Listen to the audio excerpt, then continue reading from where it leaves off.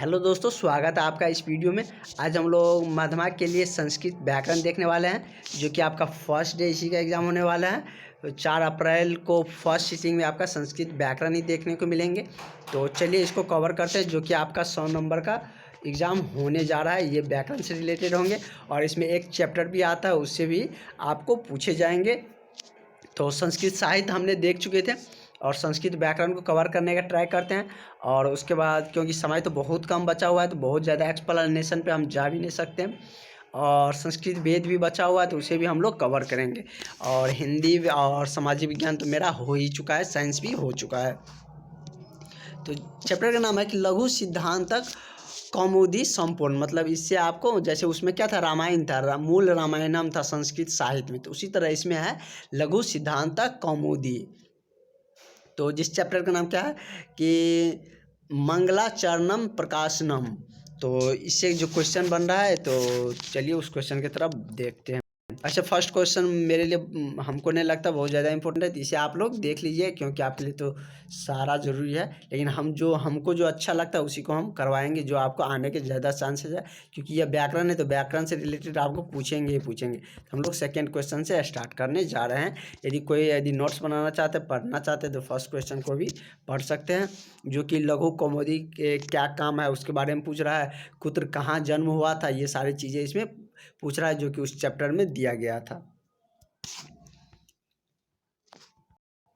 तो चलिए देख लेते हैं हम सेकेंड क्वेश्चन से कि व्याकरण शब्दम को अर्थ, मतलब व्याकरण शब्द का अर्थ क्या होता है। समय गिवी विच्यताम, मतलब समय के अनुसार उसका क्या महत्व है, क्या मतलब ज़रूरी है। तो चलिए उत्तर की तरफ, क्वेश्चन आप समझ गए तो आप समझ ही गए होंगे कि क्या कहना चाह रहे हैं कि व्याकरण का क्या अर्थ होता है। व्याकरण का अर्थ क्या होता है कि किसी मतलब शब्द की उत्पत्ति करना, शब्द को जोड़ना। जितने भी मतलब साहित्य बने हुए हैं उसमें व्याकरण के शब्द से ही बने हुए होते हैं, तो यही उसका अर्थ होता है। तो चलिए देख लेते हैं क्या लिखा। व्याक्रियन्ते व्युत्पादन्ते शब्द अनेनित व्याकरणम। कह रहा है व्याकरणते व्युत्पादन्ते, मतलब व्याकरण से क्या होता है, शब्द की उत्पत्ति होती है। जो अनेक अनेक व्याकरणम, मतलब क्या करते हैं, अनेक व्याकरण का शब्द बनाते, व्याकरण का मतलब कह सकते हैं कि सेंटेंस बनाता है। जिसे संस्कृत साहित्य बोलिए या कोई भी चीज़ बनता है, वो व्याकरण के शब्द से ही बनता है।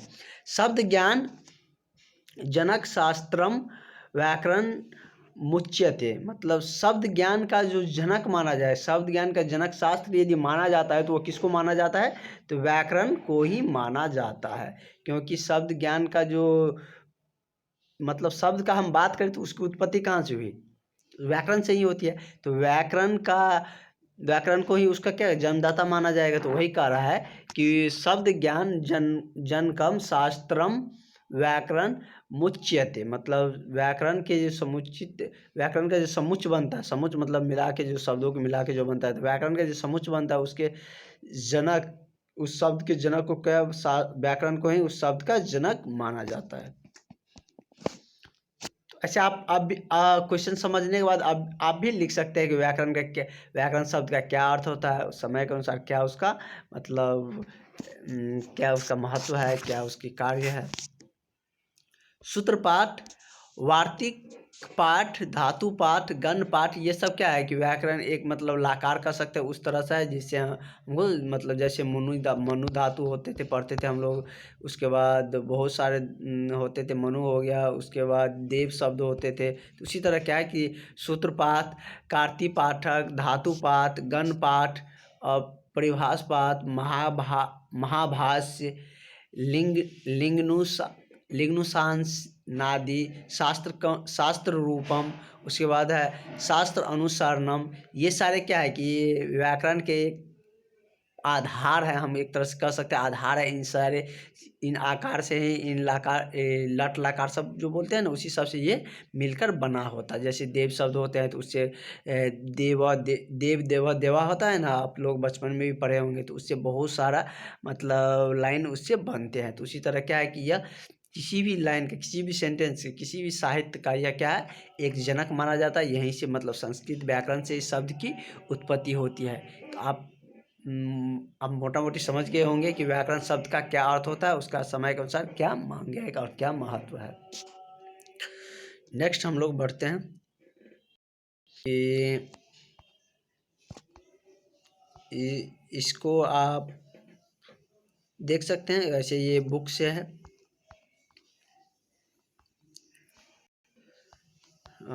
आगे बढ़ते हैं, देखते हैं क्या कह रहा है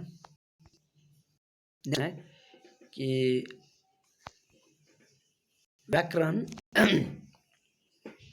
व्याकरण शास्त्र स्यानुबंधनम चयुष्टत्यम व्याकरण व्याख्यात्यम, मतलब क्या कह रहा है कि व्याकरण शास्त्र का जो निबंध हम लोग उसे लिखते हैं उसके बारे में क्या करिए, व्याख्या करिए, मतलब उसके बारे में विस्तार से बताइए। तो संबंध चयाधिकारी च विषयम प्रयोजनम, जो भी हम संबंध की मतलब प्रयोजना करते बनाने की, जो हम क्या करते हैं बनाने की कोशिश करते हैं, तो उसमें क्या हम लोग व्याकरण से ही स्टार्टिंग करते हैं, क्योंकि व्याकरण के शब्द से कोई भी प्रयोग मतलब शब्द संबंधित अधिकारी आधार, मतलब शब्द का जो आधार होता है वह वहीं से व्याकरण से ही क्या होते हैं, उत्पत्ति होते हैं।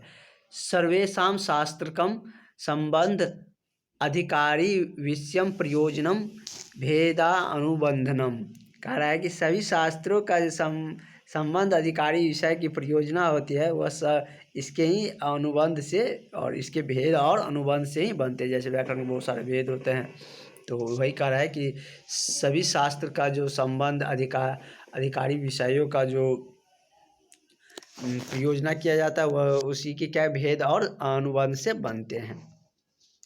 ततस्य व्याकरण अनुबंधनम चयुष्ट यजिज्ञास अनुमच्यते व्याकरणम प्रयोजनम देवरक्षा वेदांत्यम वा, कह रहा है कि व्याकरण के प्रयोजन से ही देव रक्षा, वेद रक्षा, वेद की मतलब रक्षा मतलब वेद को बनाया जा सकता है, बाउंडेड किया जा सकता है कि मतलब इसका ये लिमिटेशन हो सकता है, मतलब ये कि नहीं तो कुछ भी लिख सकते हैं कि यहाँ से यहाँ बढ़ा सकते हैं, लेकिन व्याकरण के ही बाउंडेशन से मतलब उसके ही प्रयोजना से क्या होते हैं कि वेदों की क्या होती है, रक्षा होती है। सेकेंड, व्याकरण विषय शब्दार्थ साध निविध, मतलब व्याकरण विषय ही शब्द का शब्दों का क्या करते हैं, अर्थ निकालते हैं।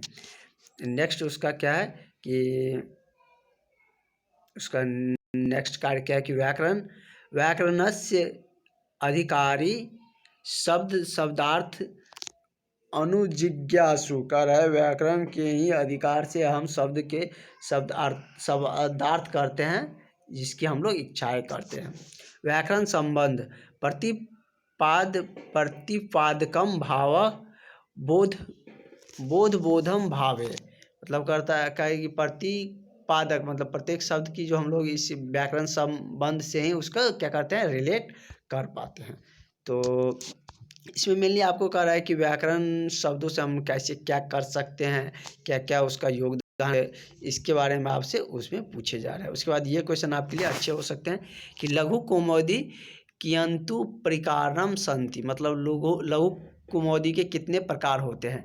लघु कुमोदी चयुष्ट मतलब 44 प्रकार, चयुष्टवारिश प्रकारनि संति तेषां नामी क्रियन्ते, कह रहा है कि लघु कुमोदी के 44 प्रकार होते हैं, तेषां इनमें से सभी नीचे दिए गए, देख लेते क्या सब है।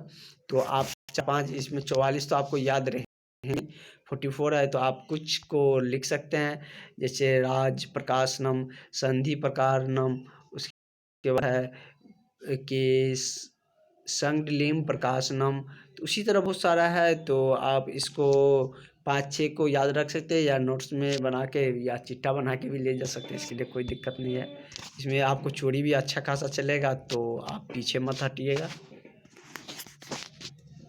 अगर किसी के पास यह गाइड हो तो आप उसे थोड़ा सा ले भी जा सकते हैं। और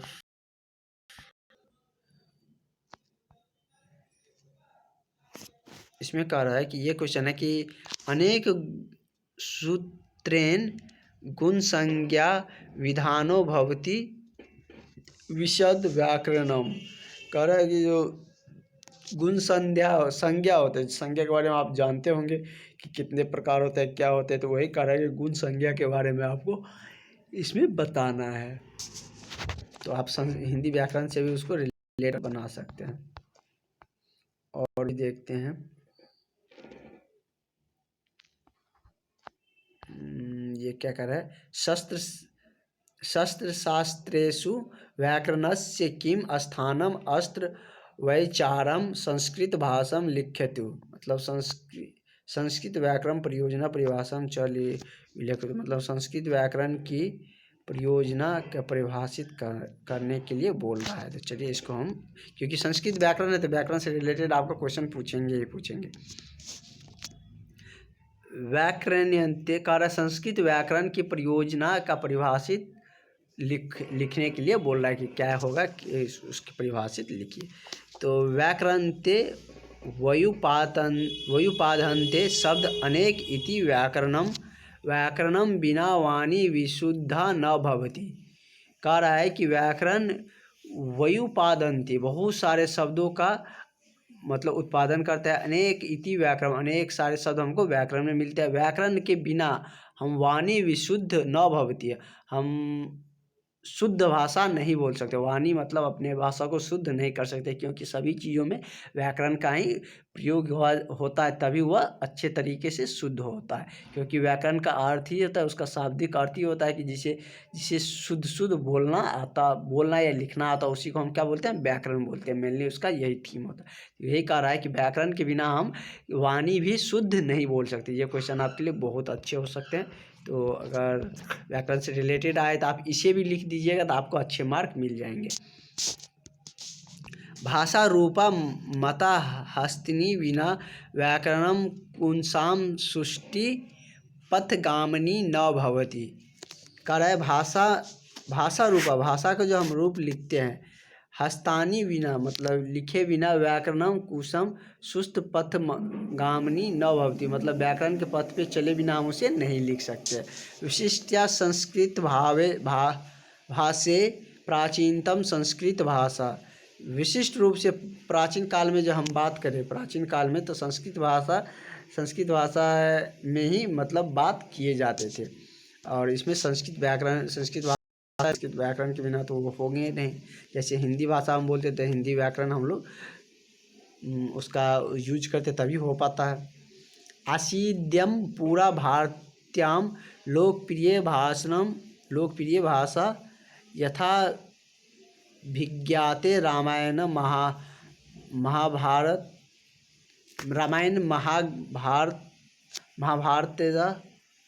महाभारत आदि। कह रहा है कि असीद्यम पूरा भारतीयम लोक परिज्ञान भाषम, पूरे भारतवर्ष में सभी लोगों के लिए प्रिय भाषा संस्कृत बन चुका था उस समय में। यथा विज्ञाते, रामायण और रामायण में भी महागाथा आदि भी क्या किस में हमको देखने को मिलते हैं, संस्कृत में ही देखने को मिलते हैं। तो अभी भी संस्कृत में ही लिखा हुआ है। इसको हिंदी रूपांतर तो ऐसे लेखक महोदय ऐसा अपने अनुसार करते हैं, लेकिन संस्कृत में ही मेनली यह लिखा गया है। प्राचीन ग्रंथे द्रौणे नैका विद्वान जने नोभिच्य। कह रहा प्राचीन काल में भी जो मतलब ग्रंथे लिखे जाते थे वो भी क्या किस में हमको देखने को मिलते थे, संस्कृत में ही मिलते थे। प्राचीन काले न केवलम भारतवर्षम अपि त भारत विहिरपि भुवने देशु प्रचार आदि स्वयं गुपम भुज्यमानम सर्वमापि। कह रहा है कि प्राचीन काल में केवल भारतवर्ष ही नहीं, अपितु भारतवाद मतलब भारत के जो इर्द गिर्द जितने भी मतलब वीर बाहर जो भी देश थे उसमें भी क्या होते थे कि संस्कृत भाषा सर्वव्यापी रूप में प्रचलित थे। तो मेनली आपने समझ गए होंगे कि संस्कृत भाषा के क्या इसमें पूछे जा रहे हैं। तो नेक्स्ट देख लेते हैं।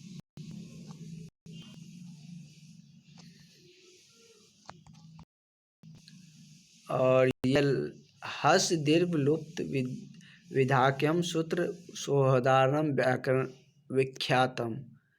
तो ये तो लकार वाला इसमें ज़्यादा देखने को मिलेंगे नहीं। तो देख लेते जो क्वेश्चन अच्छे होंगे उसी को करवाएंगे।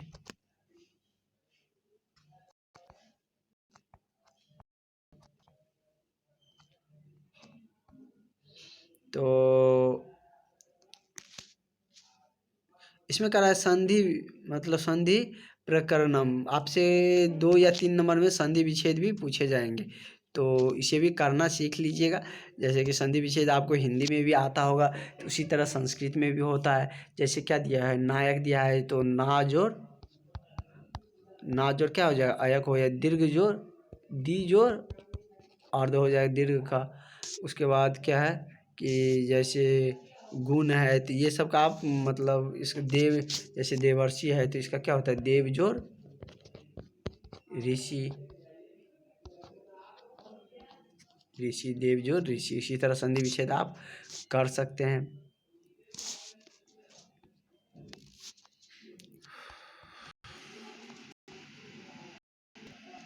उसके बाद हम लोग मूल संस्कृत व्याकरण पे चलेंगे। इसमें तो इसका बुक से रिलेटेड दिया है, क्योंकि उससे भी आपका अच्छे क्वेश्चन पूछे जाएंगे। जैसे संज्ञा हो गया, सर्वनाम से सब, लकार सब, ऐसा देव शब्द होते हैं। तो इन सारे चीज़ें आपको अच्छे क्वेश्चन पूछे जाएंगे। यदि आप लोग देखना चाहते हैं तो कुछ पूछ करके आप लोग पढ़ भी सकते हैं। ये कह रहा है कि संहिता संज्ञा विधायक सूत्रस्य वृत्ति अस्मृत्य लिखत। इसमें कह रहा है कि संहिता संज्ञा विधायक मतलब संज्ञा के विधायक मतलब कितने प्रकार से होते, क्या कौन कौन से विधि है उसको कह रहा है लिखने के लिए। मतलब जो हम खोज रहे संज्ञा सब के प्रकार वो इसमें नहीं दिया हुआ है, उसको मतलब अलग से हमको लिखना पड़ेगा। इसका कितने प्रकार है तो वो जानना भी आपके लिए मतलब ज़रूरी है। ऐसे जहाँ से PDF हमको प्रोवाइड, तो वहाँ पे एक्चुअली हम हैं नहीं अभी, इसलिए थोड़ी सी दिक्कतें आती है। तो चलिए हम लोग वीडियो में जो बचा हुआ है कवर करेंगे, नहीं तो इसमें ऐसे टाइम पास हो रहा है। तो नेक्स्ट में हम लोग या तो वेद का हम लोग देखेंगे, संस्कृत जो वेद है, या हम लोग गोदलू का जो बचा हुआ उसको कवर करेंगे। मिलते हैं नेक्स्ट वीडियो में। Thank you.